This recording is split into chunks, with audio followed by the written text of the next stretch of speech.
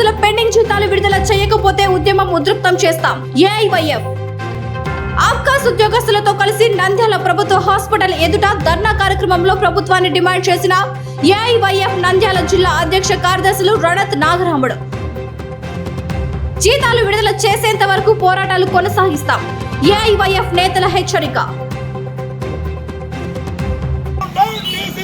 Down, down, DCS! Down, down, DCS! Down, down, DCS! Down, down, principal! Down, down, principal! Down, down, principal! నశించాలి రాష్ట్ర ప్రభుత్వం అంటే వైఖరి. ఔషధ జీవితాల ప్రభుత్వాధికారుల నిర్లక్ష్యం. ఔషధ ఉద్యోగ జీతాలు ఇవ్వకుండా. ఒక్క నిమిషం సార్, మీ పరిధైన పదవి నేను ఎందుకు అడుగుతానంటే మీ తోటి ఎంప్లాయీస్ వాళ్ళు కూడా నేను అనేది మరి ఈరోజు డిసిహెచ్ఓ గారు ఎందుకు రాలేదో నాకు తెలియదు. యాక్చువల్గా ఆయనకు ఇన్ఫార్మ్ కూడా చేశాం. మేము రేపు కంపల్సరీ కార్యక్రమానికి వస్తుంటే ఆయన డిసిహెచ్ఓ గారు అంటున్నారు నాకు పవర్స్ లేనటువంటి వ్యక్తిని అంటున్నారు. నేను ఒకటే అడుగుతున్నాను మీడియా సమూహంగా, పవర్స్ లేకుండా రాజీనామా చేయండి.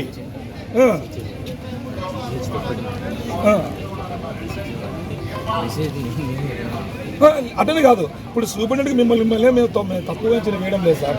ఎందుకంటే ఇప్పుడు మీరు గౌరవప్రదంగా మీరు లెటర్ చెప్పారు చేశారు. మేము చెప్పేది మేము మిమ్మల్ని తప్పు పట్టడం లేదు. మేమేమంటామంటే దీంట్లో 3 కేటగిరీలు ఉన్నాయి. ప్రైవేట్ దీంట్లో మెడికల్ కాలేజ్ ఉంది, హాస్పిటల్ ఉంది, ఇంకొకటి సంథింగ్ ఏదో మీ ఆఫ్కోర్స్ ఉద్యోగం ప్రైవేట్ అసోసియేషన్. సార్ డిసిహెచ్ఎస్ గారు మీరైతే మిమ్మల్ని కూడా మేము మిమ్మల్ని ఫోన్లో కూడా సంప్రదించడం జరిగింది. మేము అనేది ఏంటంటే చిన్న విషయము, 15 నెలల నుంచి వాళ్ళకి జీతాలు రావడం లేదు. ఆఫ్కోర్స్ అవుట్సోర్సింగ్ కింద డిసిహెచ్ఎస్ కిందనే వాళ్ళు రిక్రూట్మెంట్ జరిపారు. కర్నూలు డిసిహెచ్ఎస్ కింద జరిపారు, ఉమ్మడిగానే జరిపారు. కానీ ఇంతవరకు వాళ్ళు మన దగ్గరనే అయితే పనిచేస్తున్నారు, మన హాస్పిటల్లో పనిచేస్తున్నారు, మన కాలేజీలో కూడా పనిచేస్తున్నారు. ఇంతవరకు జీతాలు రాకపోవడం అంటే చాలా బాధాకర విషయం. వారితో పాటు ఈరోజు ఉద్యోగాలకు వాళ్ళకు భద్రత కూడా లేకుండా పోయింది. వాటిపైన మీ యొక్క విషయాన్ని ఏమైనా చెప్పదలుచుకుంటే చెప్పండి అని చెప్పేసి మీకు దగ్గరకు వచ్చాము. ఈ ఆబ్కాస్ రిక్రూట్మెంట్ అంతా ఇప్పుడు ఎస్ట్వైల్ ఉమ్మడి జిల్లాలో ప్రకారంగా మనకు రిక్రూట్మెంట్ జరిగినాయి. అది first phase, second phase, third phase ప్రకారంగా అంచెలంచెలుగా నియామకాలు జరిగిన తర్వాత ఒక పద్ధతి ప్రకారంగా వాళ్ళ యొక్క శాలరీస్ మంజూరు చేసే ఒక విధానం ఉంటుంది. ఆ విధి విధానాలు జరిపేటప్పటికీ ఎలక్షన్ కోడ్ రావడంతో వాళ్లకు ఆలస్యమైనటువంటి మాట అయితే వాస్తవమే.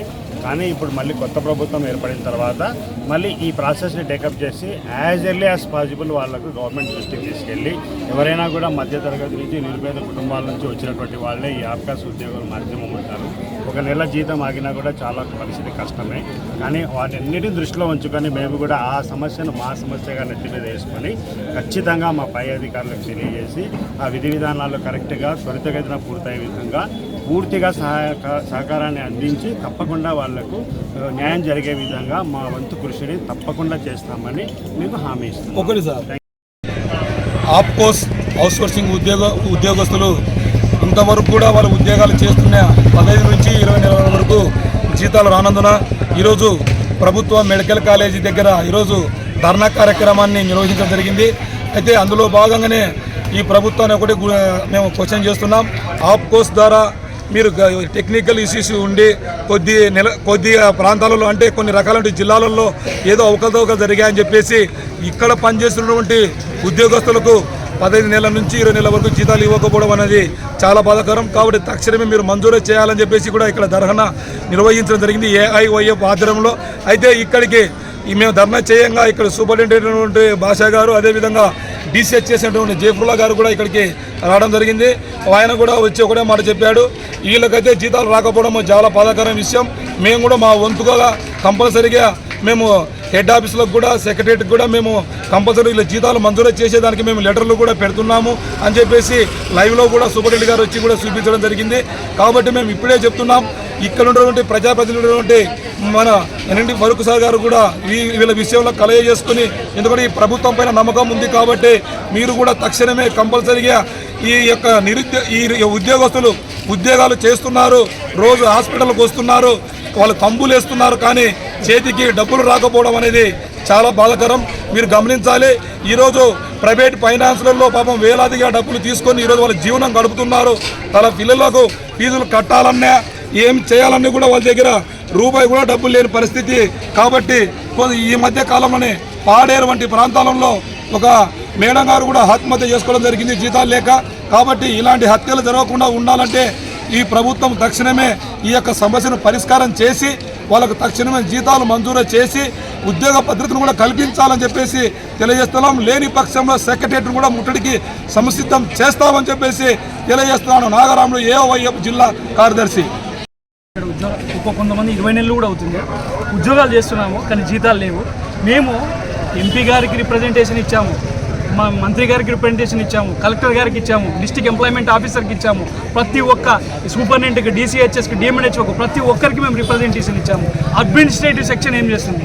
మా సమస్య పైకి ఎందుకు తీసుకుపోవడం లేదు? 4th క్లాస్ ఉద్యోగంలోనే మేము ఎవరికి చెప్పుకోలేనేమనే మేము అందరికీ చెప్పుకోవాలి. మేము ఎవరికి చెప్పుకోలేక లాస్ట్కి AFI వారి ఆధ్వర్యంలో మేము ఈ ధర్నా చేస్తున్నాము. మాకు ఎందుకని స్పందించడం లేదు? కుటుంబాలు నాశనం అయిపోతున్నాయి, చాలా ఆర్థికంగా ఇబ్బందులు ఎదుర్కొంటున్నాము. ఎంతమంది ఎంత దగ్గరికి పోయినా కూడా మా సమస్య ఎవరు పట్టించుకునే నాదుడే లేదు. నేను చీఫ్ హెల్త్ సెక్రటరీ గారికి కూడా రిజిస్టర్ పోస్ట్ చేయడం జరిగింది, ఉప మంత్రి గారికి రిజిస్టర్ పోస్ట్ చేయడం జరిగింది. ఇన్ని విషయాల్లో మేము ఇంత కష్టపడుతుంటే మమ్మల్ని ఎవరు పట్టించుకునే నాదుడే లేడు. చాలామంది చాలా దూరం నుంచి వచ్చి పనిచేస్తున్నారు, వాళ్లకు ఎటువంటి ఆస్తులు అంతస్తులు ఏం లేవు. మేము 4th క్లాస్ ఉద్యోగస్తులు, చాలా బడుగు బలహీన వర్గాలకు చెందిన వాళ్ళము. ఇటువంటి సమస్యలు ఉన్నప్పుడు ప్రభుత్వం దృష్టికి తీసుకుపోవడం కాకుండా మమ్మల్ని నిర్లక్ష్యం చేయడం జరుగుతుంది. దయచేసి మా సమస్యను త్వరితగతిన పూర్తి చేసి మా జీతాలు చెల్లించి మమ్మల్ని వెంటనే ఆదుకోవాలి ప్రభుత్వం. లేదంటే రాష్ట్రంలో ఉన్న 26 జిల్లాల నుంచి అవుట్సోర్సింగ్ ఉద్యోగస్తులు ఎంతమంది ఉన్నారో, అవుట్సోర్సింగ్ ఉద్యోగస్తులకు జీతాలు రాని వాళ్ళు ఎంతమంది ఉన్నారో అంతమందిని తీసుకొని మేము సెక్రటేరియట్ ముట్టడికి కానీ, కలెక్టర్ ఆఫీస్ ముట్టడికి కానీ ఎటువంటి చర్యను తీసుకోవడానికి మేము సంసిద్ధంగా ఉన్నాం. AYF ఆధ్వర్యంలో ఇంకా ఎవరైనా కానీ మాకు ముందుకు వస్తే CPM గారు కానీ ఎవరైనా కానీ వాళ్ళ తోడు తీసుకొని మరి మేము ఉద్యోగాన్ని ముందుకు తీసుకుపోతామని మేము ఈ మీడియా ద్వారా తెలియజేస్తున్నాం. దయచేసి ఉప ముఖ్యమంత్రి పవన్ కళ్యాణ్ గారు, చంద్రబాబు నాయుడు గారు, సత్యప్రసాద్ గారు, నారా లోకేష్ గారు దయచేసి మా సమస్యను అర్థం చేసుకోండి. మాకు ఎవరు సహాయం చేయడం లేదు. దయచేసి మాకు అర్థం చేసుకొని మా జీతాలను వెంటనే మా జీతాలను మాకు ఇప్పించవలసిందిగా మిమ్మల్ని కోరుకుంటున్నాను. ఈ రాష్ట్ర ప్రభుత్వం ఆప్కాస్ ఉద్యోగస్తులని స్పందించకపోవడం, వాళ్ళ సమస్యల పట్ల స్పందించకపోవడం చాలా బాధాకరం. తక్షణమే పెండింగ్లో ఉన్నటువంటి వేతనాలు వెంటనే చెల్లించాలి. లేని పక్షంలో AYF ఆధ్వర్యంలో భారీ ఎత్తున ఆందోళన చేస్తాము. మీరు వారి సమస్యలు గుర్తించి అదేవిధంగా ఏదైతే ANMలని పర్మనెంట్ చేసినారో ఆ విధంగానే ఈ ఆప్కాస్ కాంట్రాక్ట్ బేసిక్ కింద పనిచేస్తున్న నర్సులను కూడా మీరు పర్మనెంట్ చేయాలి. వాళ్ళకి తగిన పనికి తగ్గట్టు వేతనం ఇవ్వాలని డిమాండ్ చేస్తూ ఉన్నాం. నా పేరు మల్లికార్జున. ఆదోని MCH హాస్పిటల్ నందు ఆప్కాస్ ద్వారా రిక్రూట్ అయినాం. గత 9 నెలల నుంచి మాకు చేరినప్పటి నుంచి ఇప్పటి వరకు జీతాలు లేవు. ఇంత ఆర్థిక శోభ నేను అసలు ఊహించలేదు. ఏదో ఉద్యోగం వచ్చిందని సంతోషంతో జాయిన్ అయినాము. అప్పులు చేసి రోజుకి 150 రూపాయలు ఎమ్మిగినూరు నుంచి ఆదోనికి ఛార్జీ పెట్టుకొని మరీ ఉద్యోగానికి హాజరవుతున్నా. 9 నెలల నుంచి ఎటువంటి రెస్పాన్స్ లేదు. ఎక్కడికి వెళ్ళాలో తెలియదు. మా సమస్య ఎవరికి చెప్పాలో తెలియలేదు. అక్కడ పోమంటే ఇక్కడ పోమంటారు, ఇక్కడ పోమంటే అక్కడ పోమంటారు. ఒక్కరు కానీ సమస్యను మీదకి వేసుకొని ముందుకు తీసుకుపోవడం లేదు. ఇలా ఉంటే మా పరిస్థితి చాలా దయనీయంగా తయారవుతుంది. ఎటువంటి పరిస్థితుల్లోనైనా ఉప ముఖ్యమంత్రి గారు మా సమస్యను వెంటనే పరిష్కరించాలని కోరుతున్నాను. నా పేరు నాగమల్లేశ్వరి. గవర్నమెంట్ జనరల్ హాస్పిటల్ నందు వర్క్ చేస్తున్నాను. 15 నెలలుగా జీతాలు రావడం లేదు. ఎంతమందిని అడిగినా కూడా రెస్పాండ్ ఎవరు కావడం లేదు. ఎంపీలను అడిగాము, మా సూపరింటెండెంట్ అడిగాము, కలెక్టర్ని అడిగాము. ఎంతమంది దగ్గరికి వెళ్ళినా కూడా ఏం లేదు. రాష్ట్ర అన్న ద్వారా మాకు ఇలా కొంచెమైనా ముందుకు కదులుతుందన్న అవకాశంతో ఇక్కడికి వచ్చి కూర్చున్నాం. ఇలా అయినా వాళ్ళు స్పందించి మా జీతాలు మాకు ఇస్తారని కోరుకుంటున్నాం. డ్యూటీలు చేయించుకుంటున్నారు, FRS లేపించుకున్నారు, అన్ని చేస్తున్నారు. జీతాల గురించి పోయి అడిగితే మాకు సంబంధం లేదంటారు. ఎవరికి సంబంధము? ఎవరు మమ్మల్ని రిక్రూట్మెంట్ చేసుకునేది? వాళ్ళని పోయి అడిగితే మాకు తెలియదు. గైడెన్స్ ఇచ్చినప్పుడు తీసుకోండి అంటున్నారు. ఎప్పుడు గైడెన్స్ ఇచ్చేది? మీకు తెలియకపోతే మాకేం తెలుస్తుంది? జీతం ఇచ్చినారు, కానీ జీతాలు ఇవ్వకుండా పని చేయించుకోవడం ఎంతవరకు సాధ్యము? ఇదే ఎమ్మెల్యేకి కానీ ఎంపీకి కానీ ఒక్కరోజు జీతం లేట్ అయితే వాళ్ళు కనకలాడతారు. వాళ్ళ జీతాల కోసం ఎంపీ ఆడుతున్నారా లేదా? మేము 15 నెలల నుంచి ₹1 తీసుకోకుండా మేము చేస్తున్నాం, పోరాడుతున్నాం. ఎన్ని రోజులని మేము ఇట్లా ఉండాలా? 1 నెల పోతే 2 నెలలు, రేపు వచ్చే నెల, 3వ నెల, 4వ నెల అంటున్నారు. ఇంకా 15 నెలలు గడిచిపోయాయి. మాకైతే ఆర్థిక పరిస్థితి చాలా ఇబ్బందిగా ఉంది. పిల్లలకు చదివించలేము.